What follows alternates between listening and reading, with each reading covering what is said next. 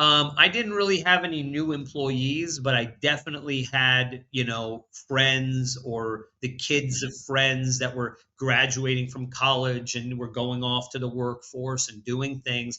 And there was absolutely a difference. It was people who were not really matured, not really prepared, very, very and that's great, and that's really great, and I can see that in tech where, you've got your head down and you're programming and you're doing what you're doing every single day, and there isn't a lot of interaction and so on and so forth. I mean, that is a perfect example of how those people from those industries need to be given the opportunity. Sometimes you just have to do what you're good at, and then you have to then offset or have outside resources assist you in the areas where you are not good or are not you're not good, you're not strong in those areas, or that's not your forte. You're good at doing X, very good at doing X, keep doing X.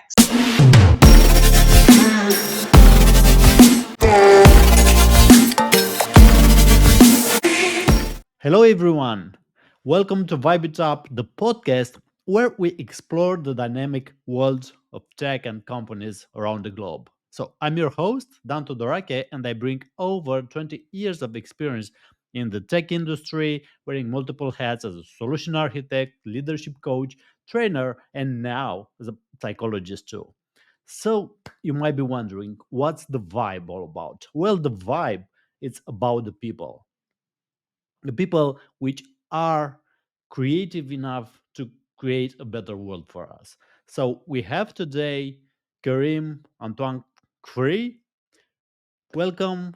It's an honor for me to have you in my podcast, and I will let you present yourself.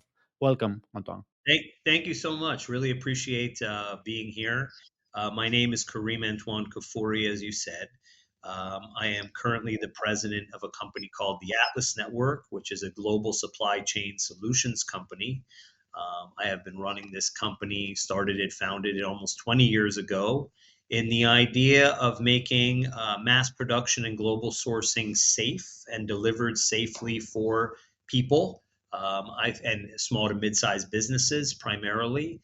The reasonings behind this was because there's a significant amount of fraud in this industry. There's a lot of lack of transparency in this industry. And my focus and goal of my company and my technology that we've developed and so on and so forth is to gain visibility and trust in this space. And so that's a bit about myself. Outside of that, I do a lot of thought leadership. I speak at a lot of different conferences. I write op-ed pieces all on the subject. And, happy to be here with you and happy to discuss whatever we would like to talk about today. Sure. I'm happy to have you here. So it seems you have a lot of experience in at least in management positions, CEO level, and so on. So how it started? I mean, I guess you didn't start it as a CEO at the beginning of your career, right? So how it was for you in the beginning?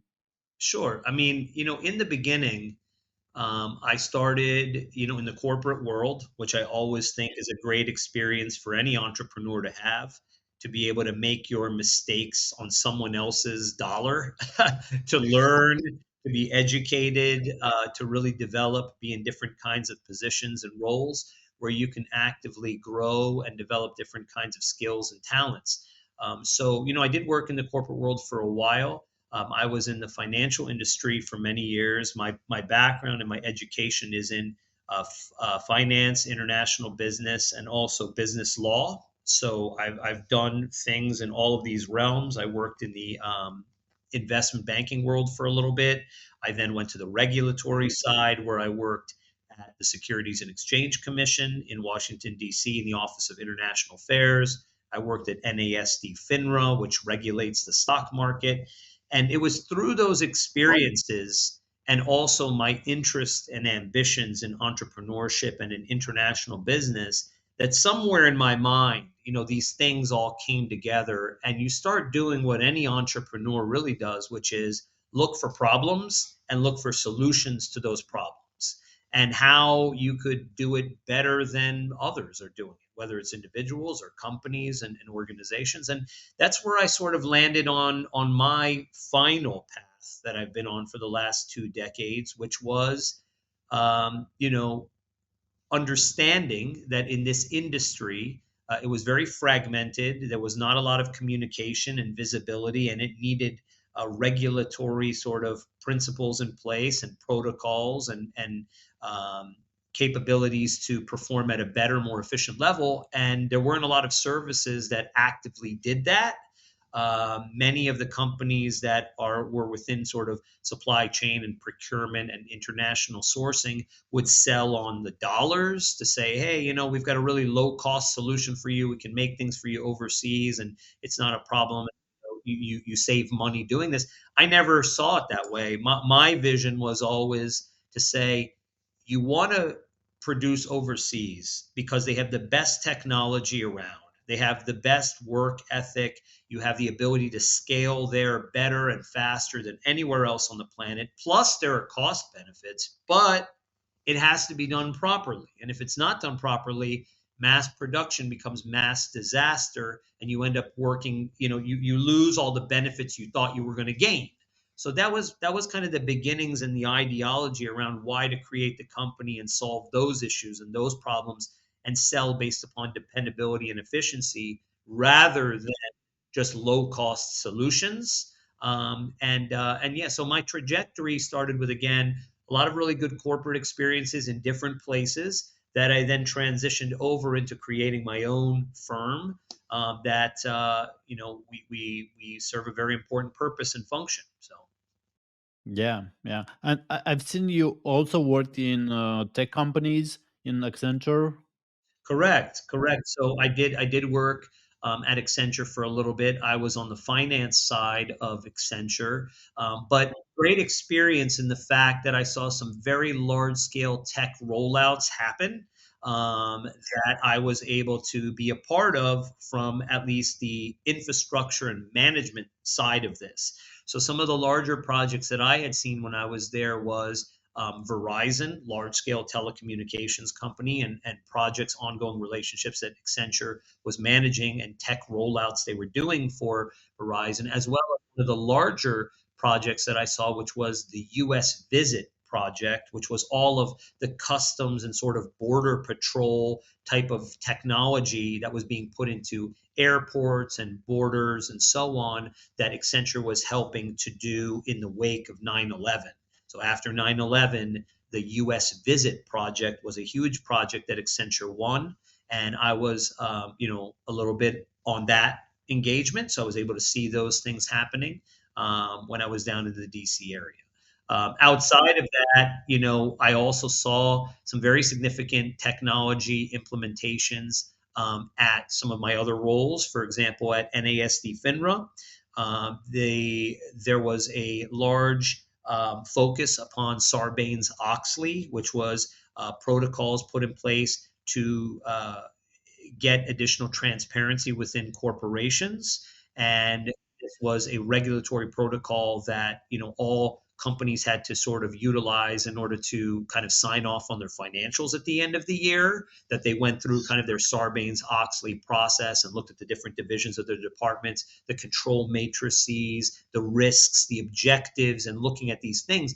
Well, I was a part of a big rollout of a huge software that was developed by an outside consulting firm for NASD FINRA. I was on the NASD FINRA side and helping to educate the teams and the different departments on how to utilize these systems to get better, efficient outcomes within the organization.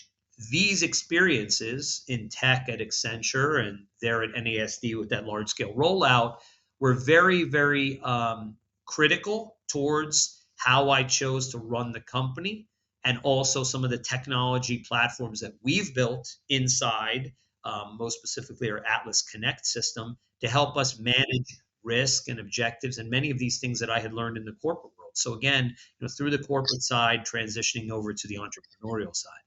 Yeah, awesome trajectory and path you had. I mean, you started and you've seen how technical projects are deployed, how are built, how technical people are thinking in and when they are building something. So in your opinion, I mean, I've seen as a consultant in tech industry, I've seen a lot of C-level managers from non-tech companies which are buying tech products or are building tech products for themselves, but they don't have experience with this kind of projects. In your opinion, should they delegate someone they trust internally, or should they hire someone internally to manage those projects, or should they rely only on the consultancy company that are building that project? Um, I think that they should only have someone do it internally if you will have the best outcome. Meaning, I'm outcome driven. If you just say we're going to hire XYZ person in XYZ department just because they seem to be the right person, but they don't really have the relevant experience or background or interest or otherwise. And I say interest is important too, because many people get sort of internal promotions within a company that they didn't even want. Someone just comes to them on a Tuesday and says, "Hey, you're in charge of this now." And they're like, want to do this. Well, what kind of outcome are you going to get from that kind of a situation where you just have a large corporation and you're handed different kinds of roles and responsibilities that you may not even want to have? So I think it really comes down to having the best people for the best outcome. And if that's external resources, that's external resources. If that is a person from a different department that they need to move from that department to this department to get the best outcome, that could be an option too. I mean, I know that for our company exists specifically for small to mid-sized businesses that do not have that internal experience or tried to do it internally and it was failing because they didn't have the resources, they didn't have the knowledge, they didn't have the capabilities or whatever it was. So in the end, they came to a third party group like ours, which technically we're kind of a supply chain consulting and supply chain development group, and say, hey, we couldn't figure it out, or we don't have the people to do that. So can you help us run this, manage it, build it? We save them cost, time, effort, energy, resources, even for the prices that we would charge them to do the productions for them. They're still saving money because to do it on their own or to build those infrastructures that didn't even exist or those interests that weren't even around or available, it's a losing situation. So as long as you're outcome driven, the decision based upon if it's an internal hire or an external hire lays itself out. Hmm. Yeah, yeah, yeah, and that's because the companies which are building those products know what they do, and from the getting the requirements until delivering and testing and seeing putting in place in infrastructure and so on, which you don't have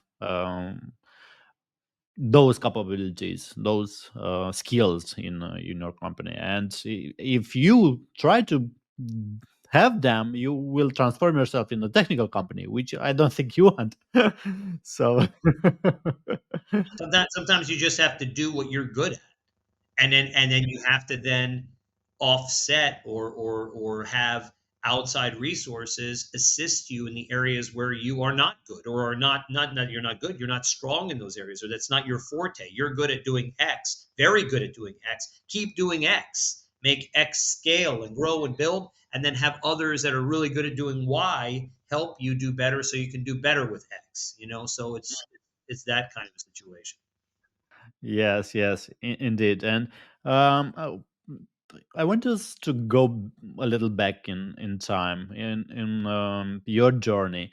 Um, as a junior, when you finished the, I don't know, university and school, how hard it was for you to adapt to the job you were being hired for, I don't know, first times.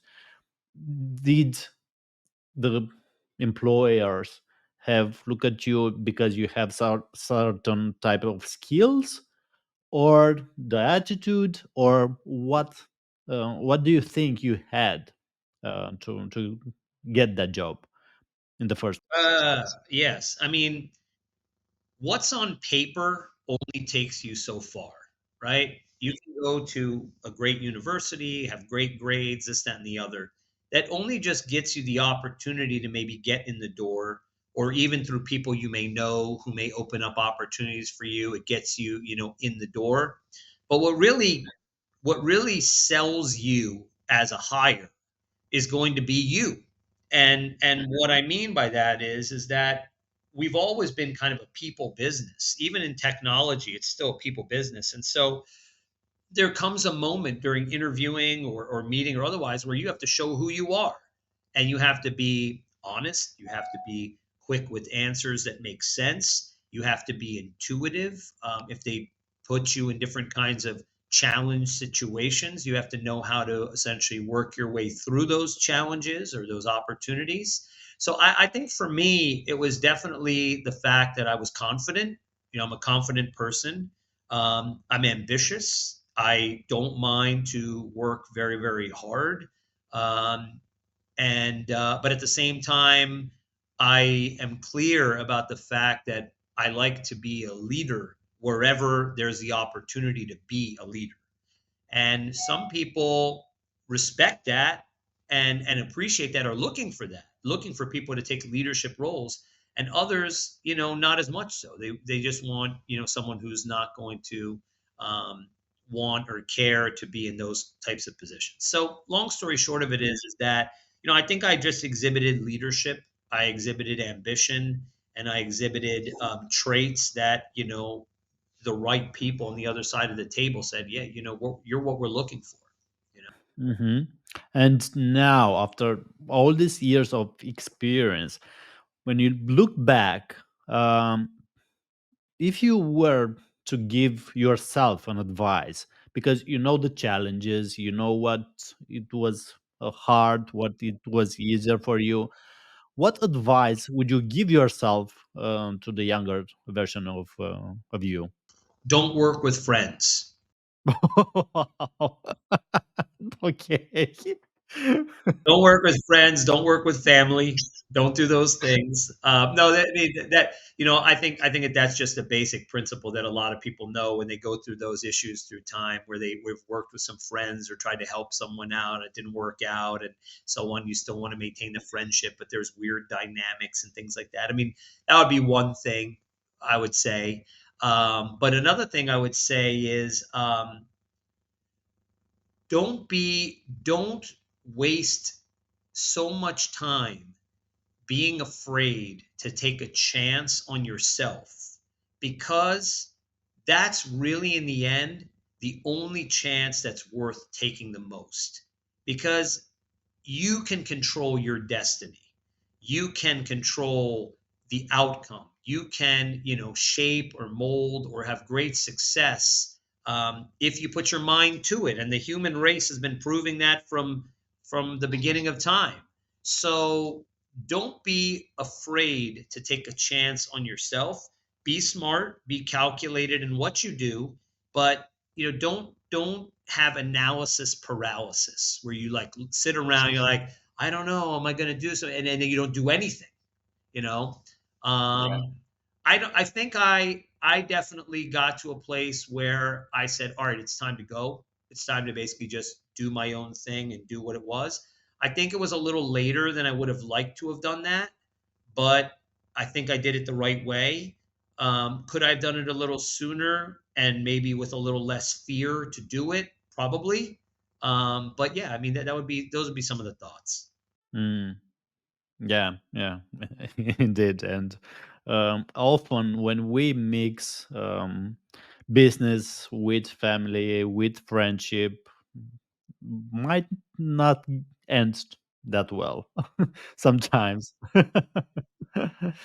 Unless, I don't know, you have the same vision, you have the same objective, and the same synergy. To say there is a synergy there which you can use and make things better because you have someone who has your back.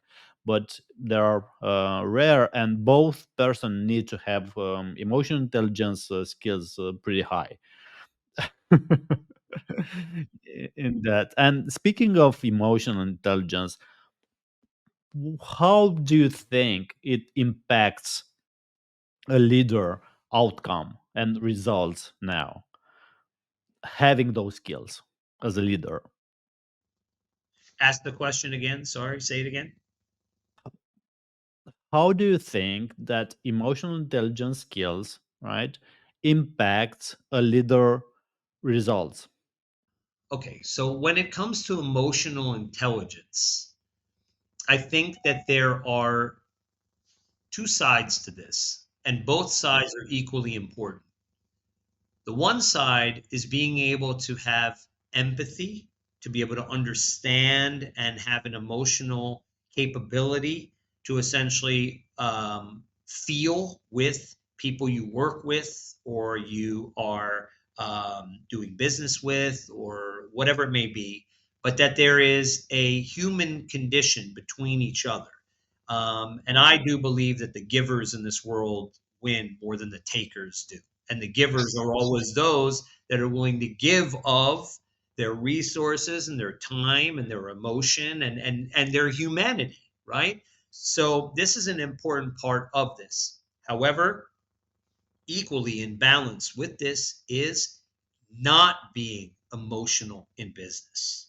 And what that side is about is it's about making rational decisions based upon data, based upon mathematics or business type of decisions that generally allow for the best outcome for whatever the goal and the objective is. And sometimes some people may get a little bit, feelings hurt along the way or otherwise, and so on. But as long as it's based not on emotional decisions, but decisions that are actual factual in nature or benchmarks in nature or reasonable goals in nature that are or are not being met, then you do have the best outcome. So it's a really strange thing when it comes to emotional intelligence. More importantly is when to use it, how to use it, right? When to be emotional and when to have no emotion, absolutely no emotions whatsoever. That even though this is the right decision to take, that there may be some downstream impacts, but that is the decision you have to take. This is where leaders, this is where you have the difficult role of being the leader because you have to weigh those balancing points out. You have to make the tough decisions and you have to know when to use your emotions and when not to. And so very, very critical, very important, and in an equal balance in some ways between being emotional and not being emotional at all. And it's a tough line to walk, but that's why not everybody can be a leader. Yes, yes, indeed. And what I understand from you is that you need to control your emotions more and take rational and decisions which are calculated, are based on numbers, are straightforward in the business direction, right? And not be guided by emotions when you take business decisions. At least what I understand from here. That is correct when it comes to certain business decisions. But again, I think that there are things like, for example, if you get together a bunch of your colleagues to have like a retreat, right? So that everybody is feeling good as a team and everybody's kind of able to express the way they feel about the work or what's happening in their lives and so that's having emotional sensitivity and intelligence that there's a business outcome from that, which is not guided by data. I mean, it could be in the end that everybody worked a little bit harder, or everybody was a little the productivity was a little better, but you didn't. You may have even done it with that goal in mind. But the initial upfront idea is, hey, my team really needs a pick me up. So I'm going to gather everybody together, and we're going to do something that whether it has an outcome or doesn't have an outcome, we're going to do it. So, it's not always that you have to take the business decision or take on a cost or an expense because there's a direct line correlation to a data point or to a mathematical output. Sometimes you just do those things. Now you don't do them all the time or every day, and you have to take the hard decisions the other way too. Like if you have to lay somebody off, they have a family, or that they work very very hard, but what they are doing is hurting the overall company or the team or the productivity, and you've tried many times to do different kinds of things to try to improve the performance, and they're just not the right person for the work, and so on. And you take a tough decision to do something like that, but it's the right decision. Someone's going to not feel good about it. You yourself are not going to feel good about it as a leader. Nobody wants to break such news to someone or a situation, but it's the right. So, it's a balancing act again between not showing any emotion or having empathy and really sympathizing too. So it's not easy. It's not easy. Yeah, definitely. And um, what I also have seen that there is a correlation between how much responsibility and accountability you put on people, because they need to have that. And if you don't give those responsibility, they will go in the other safe place, which is not productive. And it's always a balance between those two. And speaking of that, when we think now with the impact of AI, all the tools that we have at our hand, all the tools that will be developed from now on, what skills do you think people should have to get jobs and to adapt in this continuous changing environment? I think it's very important to have an understanding of new and emerging technologies for sure. I think it's important to understand how to still problem solve instead of relying on technology to problem solve. And I say that because the greatest outcome comes when humans and computers work together, right? And there are certain inputs and outputs that only humans will be able to really facilitate, and technology will be able to facilitate, at least today. Maybe in the future it'll be a little bit different. But the reality of it is that, and Alan Turing said this, the father of the supercomputer, the British mathematician. He said that when computers cease being infallible, they will also cease to be intelligent, meaning that we need to make the mistakes in order to figure out how to make the best solutions. And our problem in our modern time is we're too lazy. We have our technology, we have our phones, we have this, we push a button. We don't look for the answers anymore, or we don't have to search for the answers or go to the library or read a book, or walk a far distance because we have to, or we just don't things are so much more convenient now, and that I think in many ways is going to be the downfall of innovation, because as things continue to be more and more convenient and we continue to delegate more and more of our basic fundamental functionalities in our lives, even as simple as turning on a light switch in a house. You say, "Oh, I'm coming to my house. Let me, talk to my phone and tell it turn all the lights on." There's something that you lose in doing that. You lose an aspect of yourself and your connectivity and your tactile relationship with your house and so on and so forth. I mean, you then just eventually end up drifting through this life. You're not really experiencing this life and connecting to different components of it. So I guess the skills that people are going to need are going to, one, be very on top of new innovations that are occurring, but two, always keep a very human perspective around how we can be better and better problem solvers and use the technology to achieve greater and greater things in our lives and in our workplace. Those will be key. I think key points.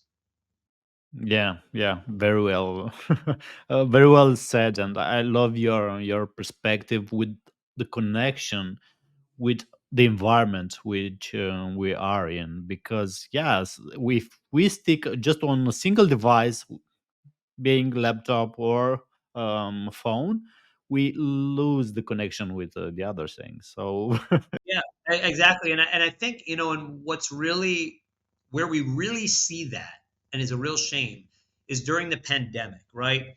A lot of people were stuck in their houses. They weren't really able to like talk to people as much as they would like to. And, people like Amazon did great because everyone was just buying things from home and so on and so forth.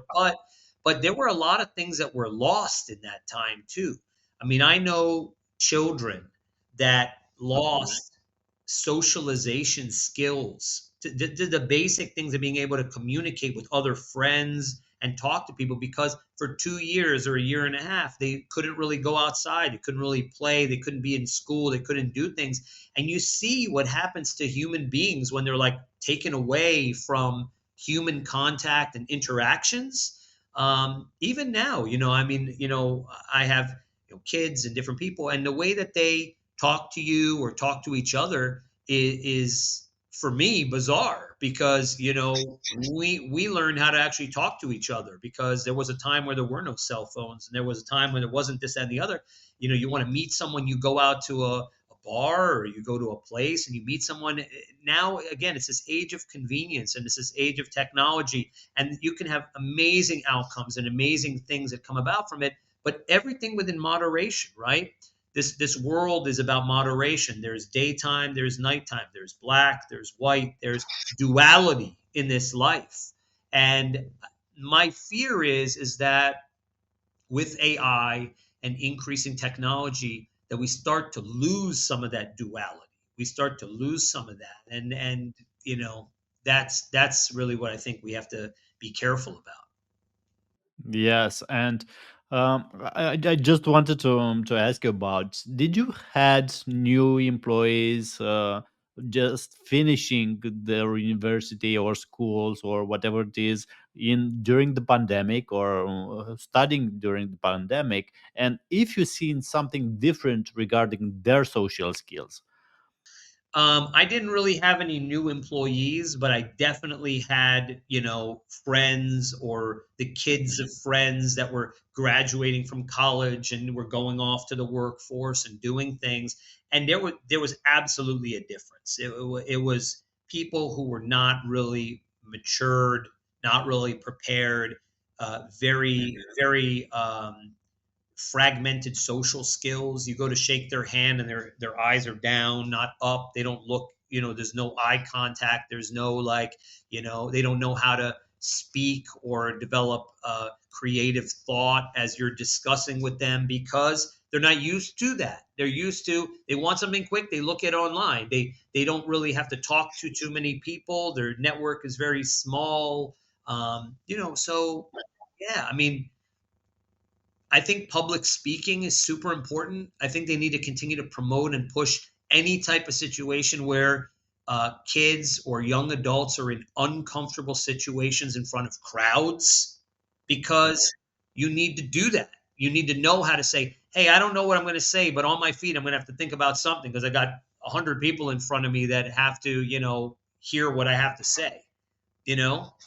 And so I think that we need to continue to promote those kinds of things with new employees in the workforce. I think that there should be like a public speaking course that they have to take. I think that each new employee has to, get up in front of a group and talk about what they're doing or who they are or what their background is, and do those things to basically be able to get more and more socially engaged. Mm. Yes, indeed, and I've seen the same thing in in the tech industry, because everything is more inclined toward working with technology. People in general tend to communicate less with each other, and it's a struggle for many of those that this that time when you said that they are promoted to a management position, middle management or team leading position, they wake up and say, okay, don't have those skills, or the other people say, you don't have those skills for that job. And the shame of it is that some of these skills are like very, very basic skills. It's like just the ability to talk to someone or the ability to, problem solve or the ability to do these things. And for some people it comes very naturally, for other people not as much. Yeah. And but in either case, I know for sure that the more and more tech that we're infusing into our daily lives, the less and less those skills are being used. And um I just wonder what the outcomes are gonna be of that, you know? I don't You know. know? Yeah. Indeed, and yeah, that's why I do what I do now, because I get out of tech, of building systems and solutions and the technology, to creating skills for people that are building those solutions. And that's great, and that's really great, and I can see that in tech where, you've got your head down and you're programming and you're doing what you're doing every single day, and there isn't a lot of interaction and so on and so forth. I mean, that is a perfect example of how those people from those industries need to be given the opportunities to present. They need to be given the opportunities to come up with the creative thought, the creative idea, or the team building and say, hey, look, you know what? You're doing this in your area and you're doing this in this your area and your area. You guys are going to come together as a team and you're going to work together to figure this thing out. It's not just going to be you doing you and you doing you and you doing you. So almost forcing interaction and saying, I want you to work it as a unit, not as like individuals, so that you build more of the camaraderie and so on. And they have these very, very interesting sort of like social construct, like experiments where you get together with people and you say three things about yourself and three things you like, three things you don't like. Then they say two things they like about you, two things they don't like about you, and everybody starts like talking to each other. But the funny part about it is that these days we have to build the time for those experiments or those things, whereas historically that would just be a part of every day. Every day it was like you were communicating, but now it seems like we have to really take the time to build those things in. Indeed, indeed, and many companies or many I don't know, leaders are not considering building those skills as part of their responsibility, the company responsibility. They put the responsibility on employees, I don't know, hand or back, which is somehow okay or right to do that, because they say, I have you in my company, but I need you to have those skills. But I don't push you to build those skills. So it's always a circle here. If we push continuous on processes, on I don't know, performance, on what you do, but we don't take care of the other part, it will always be a gap in this. Correct, correct. And I think the other issue too is that many companies, and I've seen this even with companies I worked with, years and years ago, they are also relying upon technology to be the source of education for their employees. Oh, go onto the portal and go look at this video on leadership, or go onto the portal and go look at this thing on, presentation skills. And they want people to basically learn via, online learning, right? But guess what?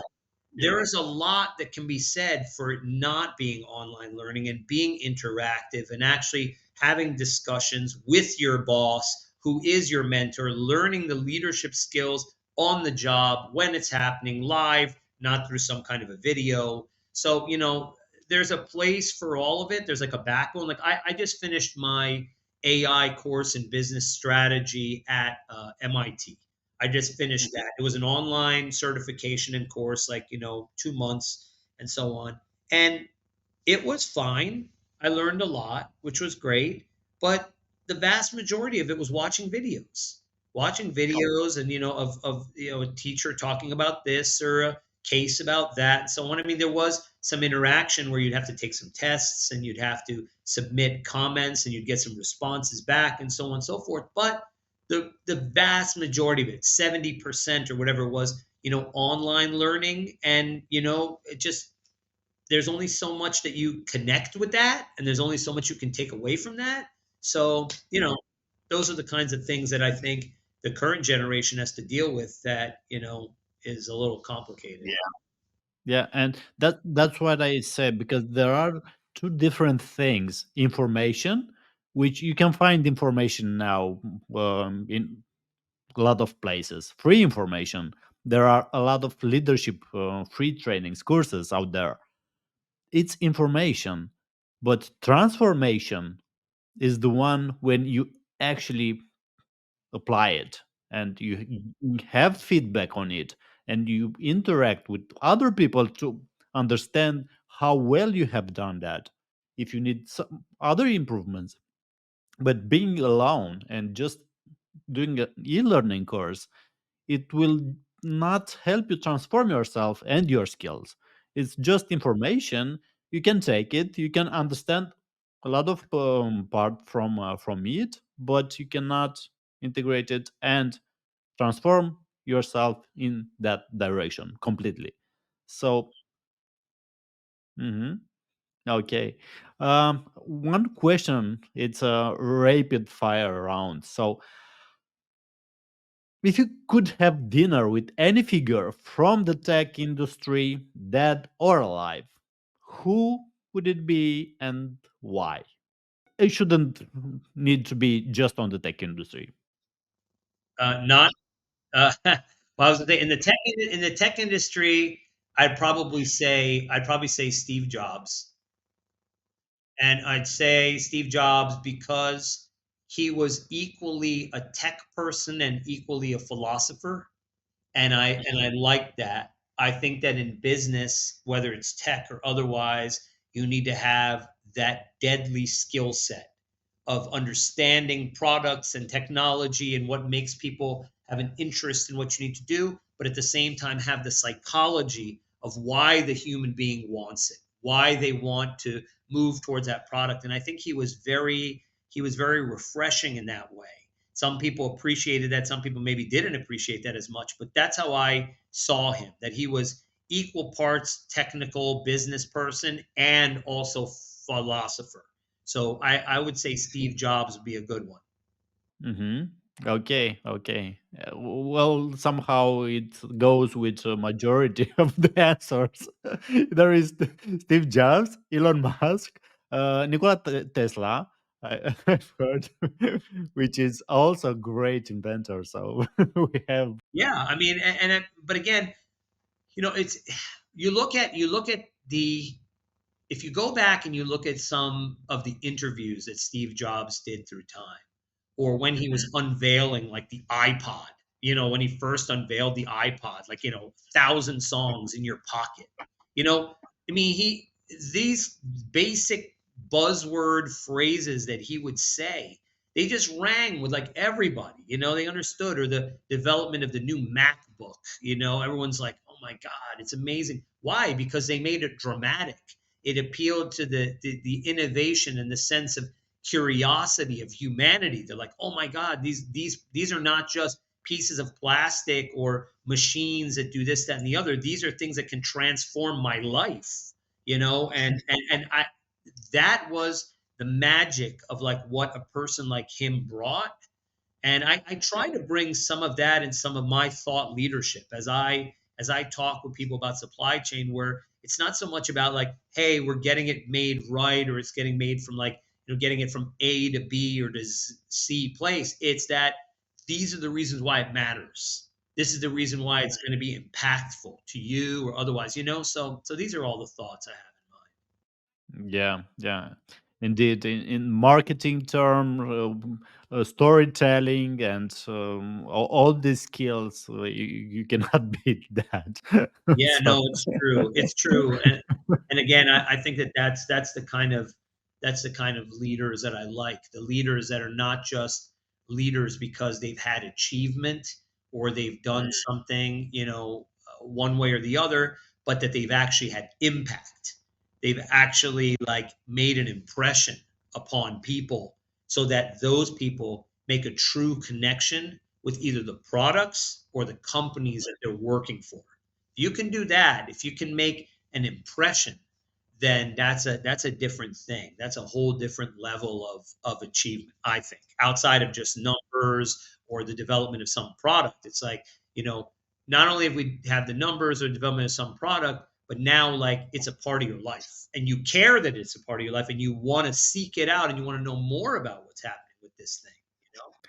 Yeah, and that's the visionary style of leadership, and which is getting that message to for anyone in the company, for them to follow you and to trust you and trust that you will bring them in the place you envisioned and dreamed of.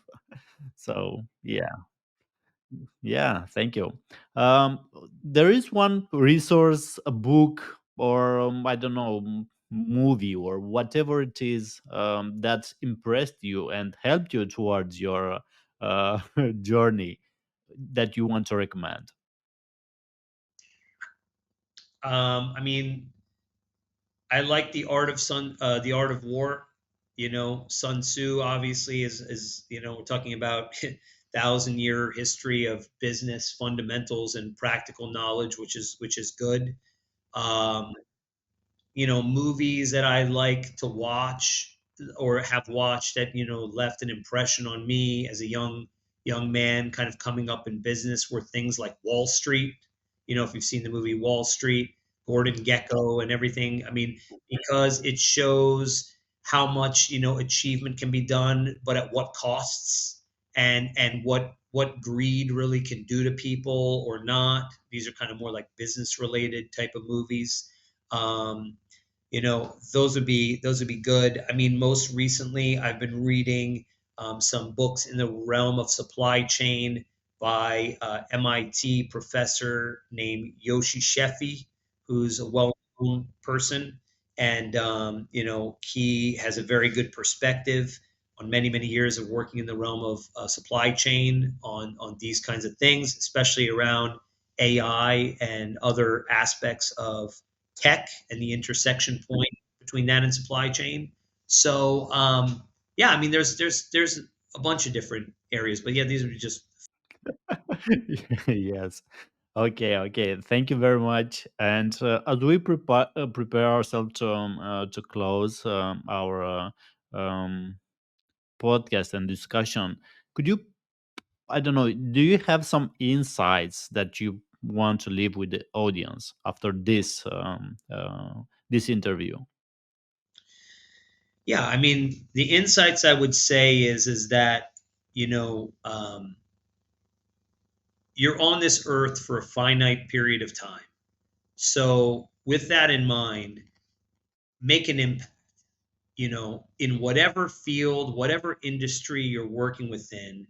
Strive to make an impact, to make an impression, to leave your mark, to do what you do as well as you can do it, because that has its own levels of achievement that you can be proud of and excited about. Um, Also at the same time, don't lose sight of what's also very important in your world and in your life, which is going to be your health, right? If the machine's broken, nothing else can work. So make sure you don't neglect your health, you take care of yourself, and also that you spend time with those that you really care to spend your precious moments with, which are your friends, your family, your colleagues, whoever that may be. So yeah, I mean, it's about just knowing what's most important in this world, which are those relationships, those friendships, and at the same time, you know, achieving success in your areas where you can do, you know, can be most successful within, and that no one's going to tell you that you are being as successful as you can be. Only you will feel that way or know that or have enough of a sense of ambition to say, I'm not really achieving my full potential, and then make changes accordingly. You know, if it's not working out for you where you are, change it. You know, you are in control to change your destiny. and you should do that when you can do that. So those are some quick thoughts. Awesome, and very very good advices and insights. Thank you very much, Karim. And at the end, we could leave for feedback for me. How did you feel during this hour? Great show. Very intuitive and insightful questions, which I think is very good. I think that I really liked how you are digging into the depths of what makes people that you're interviewing tick. What is their background, their history, what matters to them now, what have been impressions from the outside, what they are looking forward to for the future. So I think you did a very good job in this podcast as a host, and I really appreciated the conversation. I appreciated the questions, and I think we had a good discussion here. Thank you. Likewise, it was the same for you. I felt good and everything went smoothly. Okay, thank you very much, Karim. And that's a wrap for today's episode of Vibe It Up. I hope you enjoyed our insightful conversation. And before we go, I want to extend a big thank you again to our guest for sharing his valuable experience and perspective. Thank you, Karim. Thank you so much for having me. Appreciate it. Sure.